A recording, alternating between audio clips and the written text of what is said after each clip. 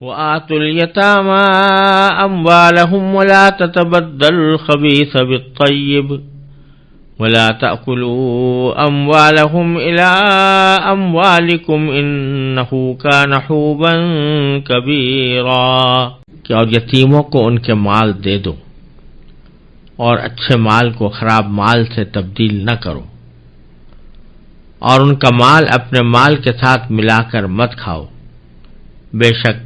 یہ بڑا گناہ ہے۔ سورہ نساء کی پہلی آیت میں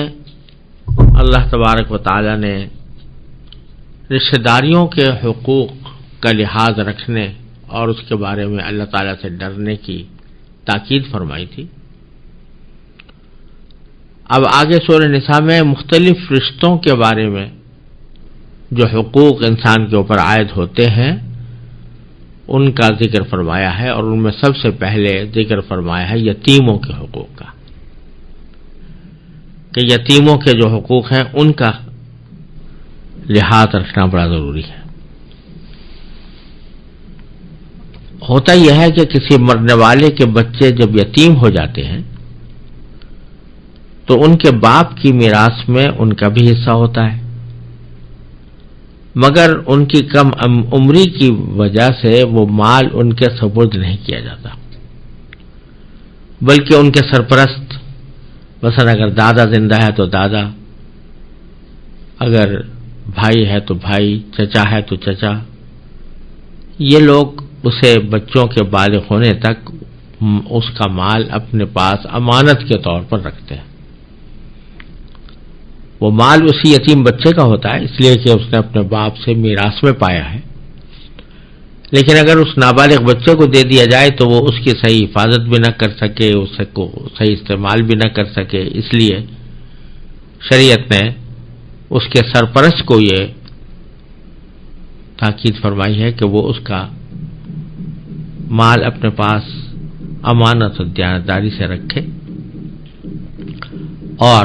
جب بچہ بالغ ہو جائے، بالغ ہونے کے بعد اس کے اندر اتنی سمجھ بوجھ آ جائے کہ وہ اپنے مال کی حفاظت کر سکتا ہو اور اس کو صحیح استعمال کر سکتا ہو، تو اس وقت اس کو دیا جائے۔ تو یہاں اسی کا ذکر ہے کہ جب ایسے لوگوں نے سرپرست کے طور پر یتیموں کا مال اپنے پاس رکھا ہوا ہو تو ان کو 3 ہدایت دی گئی ہے۔ پہلی ہدایت تو یہ ہے کہ وآتوا الیتامى اموالهم، یعنی یتیموں کو ان کا مال ان کے حوالے کر دو، ان کو دے دو، اور مراد آگے جیسے آگے آیتوں میں آنے والا ہے کہ جب وہ بالغ بھی ہو جائیں، ان کے اندر سمجھ بوجھ بھی پیدا ہو جائے تو اس وقت ان کے مال دے دو۔ ایک تو مطلب اس کا یہ ہے۔ دوسرا مطلب اس کا یہ بھی ہے کہ اس کو ان کو مال دے دو کا مطلب یہ ہے کہ ان کی خوراک پر، ان کے ذاتی اخراجات پر اس کو خرچ کرو، انہی کو دو، یعنی انہی کے ذاتی اخراجات میں اس کو خرچ کرو، خود اپنے استعمال میں نہ لاؤ یا کسی اور کو نہ دو۔ یہ مطلب بھی ہے اس کا، ہو سکتا ہے،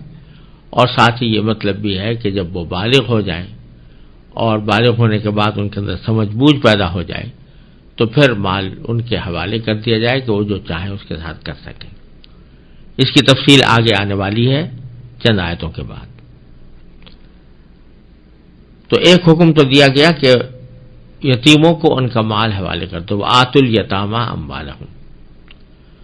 دوسرا حکم دیا ولا تتبدلوا الخبیث بالطیب، اور اچھے مال کو خراب مال سے تبدیل نہ کرو۔ اس کی پوری تفصیل یہ ہے کہ بعض وہ لوگ جو یتیموں کا مال اپنے پاس بطور امانت رکھے ہوئے ہوتے تھے، وہ خود بھی وارث ہوتے تھے اس مرنے والے کے، اور وہ یتیم بھی وارث ہوتا تھا۔ تو بعض لوگ ایسا کرتے تھے کہ یتیم کے مال کی گنتی تو محفوظ رکھ لی، مگر اس میں جو چیز اچھی نظر آئی وہ خود اپنے حصے میں لے لی اور اس کی جگہ اپنی خراب چیز رکھ دی۔ مثلا اگر کسی نے جانور چھوڑے ہیں، بکریاں چھوڑی ہیں، تو اچھی بکری اس کے مرنے والے کی تھی، وہ بچے کے یتیم بچے کی میراث میں آئی، اس کے ترکے میں حاصل ہوئی اس کو، تو اس کے بدلے میں لاغر بیمار بکری اس کے مال میں لگا دی اور اچھی بکری خود رکھ لی۔ یا اس زمانے میں جو سونے چاندی کے سکے چلتے تھے تو اس میں کچھ اچھی چاندی کے سکے ہوتے تھے، ان کی قیمت زیادہ ہوتی تھی، کچھ گھٹیا چاندی کے ہوتے تھے تو اس کی قیمت کم ہوتی تھی، تو کم قیمت والا والے سکے اس کے حق میں اس کے پاس رکھ دیے اور اچھی قیمت والے اپنے حصے میں لے لیے۔ تو یہ بھی چونکہ یتیم کے مال میں خیانت ہے، اور کسی شخص کا نفس یہ ہیلا تراش سکتا تھا کہ ہم نے تو گنتی پوری دی ہے، یتیم کو جتنا مال تھا اتنا اسی کو رکھا ہے، لیکن ہم نے صرف بدل لیا ہے۔ تو قرآن کریم میں صراحتاً اس کی ممانعت فرما دی، اور اسی ممانعت میں جس طرح یہ داخل ہے کہ خود اپنی خراب چیز دے کر اچھی چیز لیں، اسی طرح یہ بھی داخل ہے کہ کسی دوسرے شخص سے تبادلے کا ایسا معاملہ کر لیں جن میں یتیم کا نقصان ہو، یعنی اس کو کسی سے تبادلہ کیا اور اس تبادلے کے اندر اچھی چیز اس کو دے دی اور گھٹیا چیز یتیم کے مال میں لے لی، یہ بھی ناجائز ہے۔ تو دوسرا حکم اس آیت نے یہ دیا۔ تیسرا حکم یہ دیا کہ وَلَا تَأْكُلُوا أَمْوَالَهُمْ إِلَىٰ أَمْوَالِكُمْ، یعنی یتیموں کے مال کو اپنے مال میں ملا کر نہ کھاؤ۔ ظاہر ہے کہ اس کا مقصد تو یتیم کے مال کو ناجائز طور پر کھا جانے کی ممانعت ہے، چاہے اپنے مال میں ملا کر کھائے یا علیحدہ رکھ کر کھائے، لیکن عام طور پر ہوتا یہ تھا کہ یتیموں کا مال کے لوگ اپنے مال میں ملا جلا کر رکھتے تھے، اور بددیانتی چاہے پیش نظر نہ ہو لیکن اپنی سہولت کی خاطر یہ کرتے تھے کہ مال اس کا ملا کر رکھ لیا اپنے مال کے ساتھ، اس میں سے خود بھی کھایا، یتیم کو بھی کھلا دیا۔ اب اس میں ہوتا یہ تھا کہ چونکہ یہ حساب نہیں رکھا جاتا تھا کہ کتنا مال یتیم کا خرچ ہوا کتنا اپنا خرچ ہوا، تو اس سے ایک دیندار متبع شریعت شخص کو یہ دھوکہ ہو سکتا ہے کہ اس میں کوئی گناہ نہیں، کیونکہ میں نے اس کو اپنے مال میں ملا کر رکھا، اس نے بھی کھایا میں نے بھی کھایا۔ اس لیے خاص طور سے اللہ تعالیٰ نے اس آیت میں اپنے مال کے ساتھ یتیم کے مال کو ملا کر کھانے کی حرمت کا ذکر فرمایا، اور اس پر تنبیہ فرما دی کہ یا تو یتیم کے مال کو بالکل علیحدہ رکھو، اس کا حساب کتاب ہی الگ ہو، مثلا یتیم کو جو کچھ کھلانا پلانا ہے یا اس کا خرچہ دینا ہے وہ اسی مال سے ہو جو علیحدہ رکھا ہوا ہے، تاکہ اس میں کسی زیادتی کا خطرہ ہی نہ رہے، یا پھر ملا کر رکھو، یعنی اپنے مال کے ساتھ اس کے مال کو ملا دیا تو پھر اس کا حساب رکھنا بھی ضروری ہے، یعنی یہ پتہ چلے کہ میں نے یتیم کا کتنا مال اپنے مال کے ساتھ ملا کر رکھا ہے، وہ کہیں لکھا ہوا ہو، اور اس میں سے جتنا خرچ ہوتا جائے یتیم کی مصلحت کی خاطر یتیم کے کام کے لیے، تو اس میں حساب موجود ہو، جس میں یہ یقین ہو جائے کہ یتیم کا مال اپنے ذاتی خرچ میں نہیں آیا۔ اور سورہ بقرہ کی آیت میں اللہ تعالیٰ نے فرمایا واللہ یعلم المفسد من المصلح، وہ بھی یتیموں ہی کے سیاق میں فرمایا تھا کہ اللہ تعالیٰ خوب جانتے ہیں کہ کون فساد کی نیت سے کام کر رہا ہے اور کون اصلاح کی نیت سے کر رہا ہے۔ تو اگر کسی کے دل میں اصلاح کی نیت ہے اور مقصد یہ ہے کہ علیحدہ بالکل اگر پیسے الگ رکھے جائیں اور سب اسی سے خرچ کیا جائے، تو اس میں بعض اوقات طول عمل ہونے کا اندیشہ ہے، اس طول عمل سے بچنے کے لیے اگر کسی نے اپنے مال کے ساتھ یتیم کا مال ملا کر رکھ بھی لیا تو فی نفسی اتنی حد تک کوئی گناہ نہیں ہے، لیکن یہ حساب رکھنا ضروری ہے کہ اس میں سے کتنا خرچ میں نے اپنی ذات کے لیے کیا ہے اور کتنا خرچ میں نے اس یتیم بچے کے لیے کیا ہے۔ تو فرمایا کہ ایسا نہ کرو، تینوں حکم دینے کے بعد فرمایا انہ کان حوبا کبیرہ، حوب کے معنی گناہ کے ہیں، اور مطلب یہ ہے کہ یہ عمل کہ تم یتیموں کے مال کو اپنے مال کے ساتھ ملا کر کھا جاؤ، یا اس کے مال کو اچھے مال کو برے مال سے تبدیل کر لو، یا اس کو مال نہ دو، تینوں کام جو ہیں یہ بڑی گناہ کے کام ہیں، اور ان سے تمہیں بچنا ضروری ہے۔ وَإِنْ خِفْتُمْ أَلَّا تُقْسِطُوا فِي الْيَتَامَى فَانكِحُوا مَا طَابَ لَكُم مِّنَ النِّسَاءِ مَثْنَىٰ وَثُلَاثَ وَرُبَاعَ فَإِنْ خِفْتُمْ أَلَّا تَعْدِلُوا فَوَاحِدَةً أَوْ مَا مَلَكَتْ أَيْمَانُكُمْ ذَلِكَ أَدْنَىٰ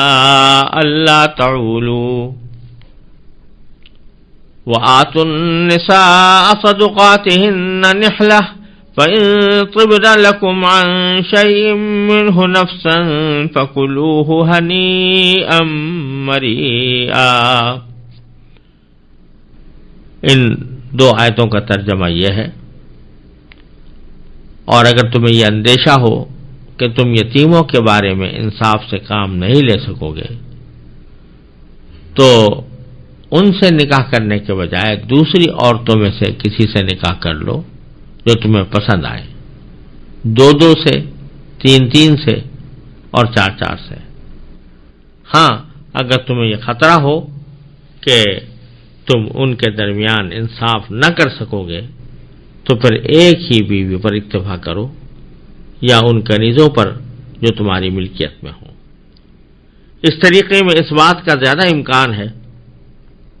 کہ تم بے انصافی میں مبتلا نہیں ہوگے، اور عورتوں کو ان کے مہر خوشی سے دیا کرو۔ ہاں، اگر وہ خود اس کا کچھ حصہ خوش دلی سے چھوڑ دیں تو اسے خوشگواری اور مزے سے کھا لو۔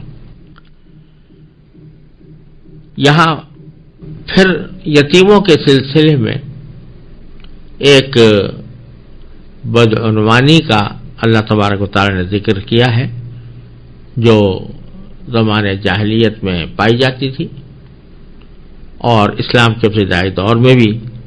اس کے کچھ مظاہرے سامنے آئے۔ حضرت عائشہ صدیقہ رضی اللہ تعالی عنہا نے اس کی تفصیل صحیح بخاری کی ایک صحیح حدیث میں یہ بیان فرمائی ہے کہ بعض اوقات ایسا ہوتا تھا کہ کسی یتیم بچی کا سرپرست اس کا مثلا چچا زاد بھائی ہے، چچا زاد بھائی ایک طرف تو سرپرست بھی بن جاتا ہے یتیم بچی کا، اگر کوئی اور موجود نہ ہو، نہ تو باپ ہے، نہ دادا ہے، نہ بھائی ہے، نہ چچا ہے، تو پھر چچا زاد بھائی اس یتیم بچی کا سرپرست بنتا ہے، اس کا ولی کہلاتا ہے، تو اس کی ایک حیثیت تو ولی ہونے کی ہوتی ہے۔ دوسری طرف چچا زاد بھائی کے ساتھ کسی لڑکی کا نکاح جائز ہوتا ہے شرعاً، وہ اس کا محرم نہیں ہوتا، اور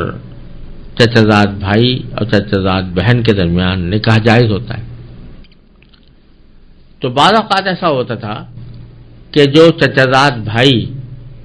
اپنے چچا کی بیٹی کا سرپرست بن گیا تو وہ پھر کچھ دن میں ایک بات دیکھتا تھا کہ یہ لڑکی خوبصورت بھی ہے، اور اس کے باپ نے اس کے پاس مال بھی خوب چھوڑا ہے، تو اس کی خوبصورتی یا اس کے مال کی وجہ سے اس کے دل میں خواہش ہوتی تھی کہ یہ میرے نکاح میں آ جائے، یا بعض اوقات وہ ولی یہ چاہتا تھا کہ میرے بیٹے کے نکاح میں آ جائے، تو اس سے نکاح تو کر لیتے تھے، لیکن نکاح کرنے کے ساتھ نکاح کے جو حقوق ہوتے ہیں وہ پوری طرح اس یتیم بچی کو نہیں دیے جاتے تھے، مہر اتنا مقرر نہیں کرتے تھے جیسے اس قسم کی بچی کا مہر مقرر ہونا چاہیے، اور اس کے ساتھ جو حقوق ایک بیوی کو صحیح معنی میں حاصل ہوتے ہیں وہ حقوق ان کو نہیں دیا کرتے تھے۔ تو اللہ تبارک و تعالی یہاں بھی فرما رہے ہیں کہ اگر تمہیں اس بات کا اندیشہ ہو کہ یتیموں سے، ان یتیم لڑکیوں سے نکاح کرنے یا کرانے کی وجہ سے تم بے انصافی میں مبتلا ہو جاؤ گے، یعنی ان کے ساتھ تم اس طرح کا سلوک نہیں کر سکو گے جیسے کہ ایک حقیقی بیوی کے ساتھ ہونا چاہیے، اور جو حقوق ایک بیوی کو ملنے چاہیے وہ تم ان کو ادا نہیں کر سکو گے، تو پھر ان سے نکاح نہ کرو، ان لڑکیوں سے نکاح نہ کرو، بلکہ اور عورتوں سے نکاح کر لو۔ اللہ تعالیٰ نے دوسری عورتوں سے تمہیں نکاح کرنا تمہارے لیے جائز قرار دیا ہے، 2 سے بھی، 3 سے بھی، 4 سے بھی، تو اور عورتوں سے کیوں نہ نکاح کرو؟ یہ مطلب ہے فَإِنْ خِفْتُمْ أَلَّا تُقْسِطُوا فِي الْيَتَامَى، اگر تمہیں وَإِنْ خِفْتُمْ أَلَّا تُقْسِطُوا فِي الْيَتَامَى، کہ اگر تمہیں اس بات کا اندیشہ ہو کہ تم یتیم بچیوں کے بارے میں انصاف سے کام نہیں لوگے، فَانْكِحُوا، تو پھر نکاح کرو، یعنی ان بچیوں سے نکاح نہ کرو بلکہ دوسری عورتوں سے نکاح کرو۔ فَانْكِحُوا مَا طَابَ لَكُم مِّنَ النِّسَاءِ، نکاح کرو ان عورتوں سے جو تمہیں پسند آئے، مثنا 2 سے، ثلاثہ 3 سے، ورباع 4 سے۔ فَإِنْ خِفْتُمْ أَلَّا تَعْدِلُوا، اور اگر تمہیں پھر اندیشہ ہو کہ ایک سے زیادہ اگر نکاح کروں گا تو ان کے ساتھ میں برابری کا برتاؤ نہیں کر سکوں گا، انصاف سے کام نہیں لے سکوں گا، فواحدۃ، تو پھر ایک ہی بیوی پر اکتفا کرو، ایک سے زیادہ بیوی نہ کرو۔ او ما ملکت ایمانکم، یا پھر جو تمہاری ملکیت میں کنیزیں ہیں، جو شرعی کنیزیں شرعی طور پر جن کا کنیز ہونا ثابت ہو، ان سے بھی تم اس طرح کے تعلقات رکھ سکتے ہو جیسے کہ ایک بیوی کے ساتھ رکھے جاتے ہیں۔ اور یہ اس زمانے کی بات ہے جب مسلمانوں میں غلام اور باندیاں ہوا کرتی تھی، ساری دنیا میں ہوتے تھے، مسلمانوں میں کے اندر بھی ہوتے تھے، تو ان کے ساتھ پھر اس طرح کے تعلقات بھی جائز ہوتے تھے جو ایک بیوی کے ساتھ ہوا کرتے ہیں۔ ذالک ادنیٰ اللہ تعولوا، یہ طریقہ یعنی دوسرے عورتوں سے نکاح کرنے کا طریقہ، یہ اس بات کے زیادہ قریب ہے کہ تم ناانصافی میں مبتلا نہ ہو، کیونکہ اندیشہ ہے اگر تم یتیم لڑکیوں سے نکاح کرو گے تو چونکہ تمہارے زیر سرپرستی ہیں، لہذا ان کے درد کو سننے والے بھی تو تم ہی ہوگے نا۔ اگر تم نے ان کی کوئی حق تلفی کی تو ان کا کوئی اور فریاد رس نہیں ہوگا، ان کے دل کی تسلی اس میں نہیں ہوگی، لہذا یہ طریقہ زیادہ اس بات کے قریب ہے کہ تم ناانصافی سے بچو اور نکاح ان سے نہ کرو، دوسری عورتوں سے کرو۔ اور پھر فرمایا چونکہ عورتوں کے ساتھ نکاح کرنے کا ذکر آ گیا تھا، اگرچہ سیاق چل رہا ہے یتیم بچوں کے ساتھ معاملات کا، لیکن چونکہ عورتوں کا ذکر آ گیا تھا کہ دوسری عورتوں سے نکاح کرو، تو اس میں یہ حکم بھی دے دیا کہ وآتوا النساء صدقاتہن نحلہ، اور عورتوں کو ان کے مہر خوشی سے دے دیا کرو۔ آتوا النساء صدقاتہن، صدقات کے معنی ہے مہر، یہاں پر مراد سے مہر ہے، ورنہ مطلق عطیہ کو بھی صدقہ کہہ دیتے ہیں۔ نحلہ یعنی وہ چیز جو خوشی سے دی جائے، خوشی سے، تو تم عورتوں کو ان کے مہر خوشی سے دے دیا کرو۔ البتہ فَإِن طِبْنَ لَكُمْ عَنْ شَيْءٍ مِّنْهُ نَفْسًا، اگر وہ البتہ خوش دلی سے اس کا کچھ حصہ چھوڑ دیں، فَكُلُوهُ هَنِيئًا مَرِيئًا، تو بے شک تمہارے لیے جو حصہ چھوڑا ہے وہ تمہارے لیے کھانے کی اجازت ہے، خوشگواری سے بھی اور مزے سے بھی۔ یہاں 2 باتیں سمجھنے کی ضرورت ہے، اور ان میں سے ایک بات تو یہ کہ اللہ تعالیٰ نے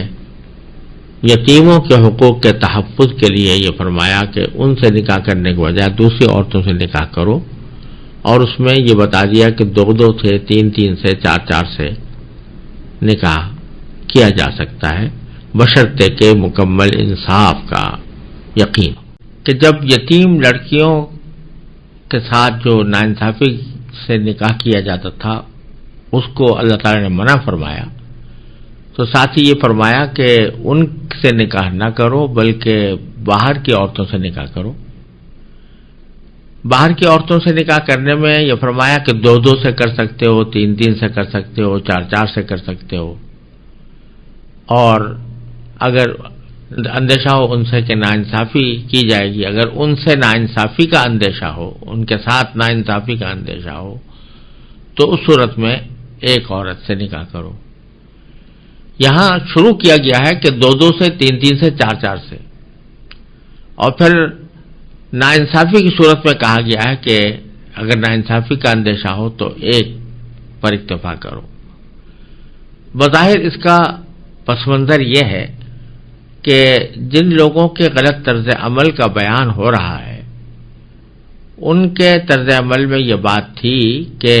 وہ پہلے سے شادی شدہ ہوتے تھے، ان کی پہلے سے بیویاں ہوتی تھیں، لیکن جب کوئی یتیم بچی ان کے زیر کفالت آئی، ان کے سرپرستی میں آئی، تو چونکہ اس کے پاس مال بھی ہے اور جمال بھی ہے مثلا، تو اس کی وجہ سے وہ اس سے بھی نکاح کرنے کی فکر میں رہتے تھے، اور اس صورت میں اس کو اس کے تمام حقوق ادا نہیں کرتے تھے۔ تو چونکہ یہ جو جس یتیم بچی سے نکاح کرنے کا ان کا ارادہ ہو رہا ہے، یہ ایک دوسری یا تیسری یا چوتھی بیوی ہوتی ہوگی، اس وجہ سے کہا گیا کہ اگر 2-3 رکھنی ہی ہیں تو پھر وہ تم ان سے کرنے کے بجائے باہر کی خواتین میں سے 2 سے 3 سے 4 سے کر سکتے ہو۔ ایک تو وجہ یہ ہے۔ دوسری وجہ یہ ہے کہ جاہلیت کے زمانے میں نکاحوں کی تعداد کے اوپر کوئی پابندی نہیں تھی، بلکہ ایک مرد کے نکاح میں بسا اوقات 10 20 عورتیں بھی ہوتی تھیں، اور اس میں ظاہر ہے کہ جب اتنی ساری بیویاں ہوتی تھیں ان کے حقوق ادا کرنے کا بھی مشکل ہو جاتا تھا۔ اس واسطے اس آیت کریمہ نے یہ بھی بتا دیا کہ نکاح زیادہ سے زیادہ 4 عورتوں سے کیا جا سکتا ہے، اور اس میں احادیث کے اندر تفصیل آئی ہے کہ جب یہ آیت نازل ہوئی تو اس سے پہلے بہت سے لوگوں نے 4 سے زیادہ نکاح کیے ہوئے تھے۔ مثلا غیلان بن سلمہ ثقفی مسلمان ہوئے تو اس وقت ان کے نکاح میں 10 بیویاں تھیں، تو رسول کریم صلی اللہ علیہ وسلم نے ان میں سے صرف 4 کو اپنے پاس رکھنے کی اجازت دی اور باقی کو کا نکاح ان سے ختم کر دیا۔ اور اسی طرح کے اور بھی متعدد صحابہ کرام کے واقعات آتے ہیں کہ ان کے نکاح میں 4 سے زیادہ بیویاں تھیں، تو اس آیت کے نازل ہونے کے بعد ان کی باقی بیویوں کو چھوڑ دیا گیا اور ان سے نکاح کو ختم کر دیا گیا اور صرف 4 باقی رکھی گئی۔ تو اس وجہ سے بھی اللہ تبارک و تعالی نے یہاں مثنیٰ و ثلاث و رباع کو پہلے ذکر فرمایا، لیکن ساتھ ہی یہ بھی فرما دیا کہ اگر انصاف نہیں کر سکو گے، اندیشہ ہے کہ تم 1 سے زیادہ بیوی رکھنے کی صورت میں ان کے درمیان برابری کا جو شرعی حکم ہے اور ان کے ساتھ انصاف رکھنے کا جو حکم ہے تم اس کو پوری طرح بجا نہیں لا سکو گے، فواحدۃ، تو پھر ایک ہی پر اکتفا کرو، 1 سے زیادہ کی فکر بنا پڑو۔ یہ جو مرد کو 4 شادیوں کی اجازت دی گئی، یہ اسلام کی خصوصیت نہیں ہے، بلکہ اسلام کے آنے سے پہلے بھی تمام مذاہب میں تقریباً 1 سے زیادہ بیویاں رکھنے کی اجازت تھی، لیکن میرے علم کی حد تک کسی اور مذہب نے اس تعداد کے اوپر کوئی پابندی عائد نہیں کی تھی۔ قرآن کریم نے اس کے اوپر پابندی عائد کر دی، اور ساتھ میں یہ تنبیہ بھی فرما دی کہ اگر اس بات کا اندیشہ ہو کہ تم برابری نہیں کر سکو گے تو پھر 1 سے زیادہ سے نکاح کرنا تمہارے لیے جائز نہیں ہے۔ اور یہ جو اجازت دی گئی وہ بھی اس لیے دی گئی کہ بسا اوقات ایسا ہوتا ہے کہ کسی مرد کو 1 سے زیادہ بیویوں کی ضرورت ہوتی ہے،